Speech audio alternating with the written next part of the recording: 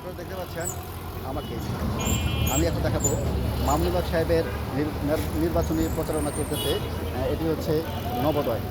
নবোদয়ের মধ্যে এখান দিয়ে যাচ্ছিলাম, তো দেখলাম যে হচ্ছে মোহাম্মদী হাউজি নবোদয়ের সামনে। আচ্ছা, নবোদয় রোড একই কথা, মোহাম্মদী হাউজি।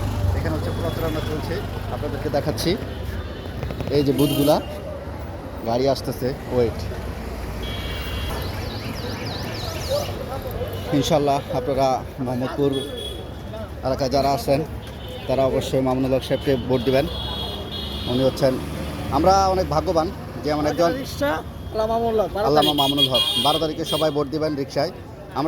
আমরা হচ্ছে মোহাম্মদপুরবাসী হচ্ছে ভাগ্যবান, কারণ আমরা এমন একজন আলেমকে সংসদ সদস্য হিসেবে পেতে যাচ্ছি, যেটা আমাদের মোহাম্মদপুরবাসীকে চাঁদাবাজ মুক্ত, টেন্ডারবাজ মুক্ত, এমনকি মাদক মুক্ত একটি গ্যাং মুক্ত, গ্যাংস্টার। কারণ এটা মোহাম্মদপুর পুরা বাংলাদেশের মধ্যে আতঙ্ক নামে পরিচিত।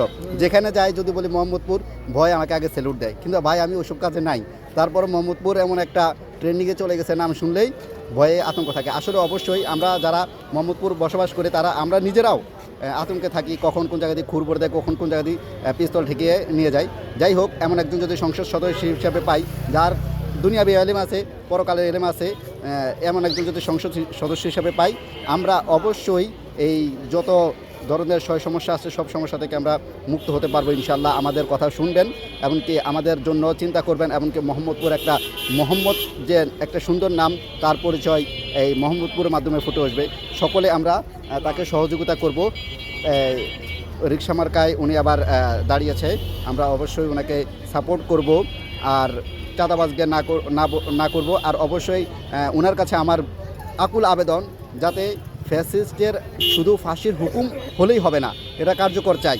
এটা ওনাকে ওই দেশ থেকে যেভাবে হোক আনতে হবে, এমনকি কার্যকর করতে হবে। তার আগে আরেকটা কথা, ওসমান হাদি ভাইয়ের, শহীদ শরীফ ওসমান হাদি ভাইয়ের ইনকলাব মঞ্চের মুখপাত্র, উনার হত্যা যারা করেছে, এমনকি যারা অর্থ দিয়েছে, যারা যোগান দিয়েছে, যারা যদিও দেশের বাইরে চলে যায় সে হত্যাকারী, তাকে দেশে আনতে হবে। আর যারা আশ্রয় দিয়েছে, যদি দেশে থাকে তাহলে হচ্ছে তাকে বের করে এনে আমরা মামুনুল হক সাহেবের কাছে উদারত আহ্বান জানাচ্ছি, উনি যাতে সবার আগে সংসদে যাওয়ার পরেই সবার আগে যাতে ওনার বক্তব্য এটাই হয়, ওনার কাছে আমরা আশা করছি।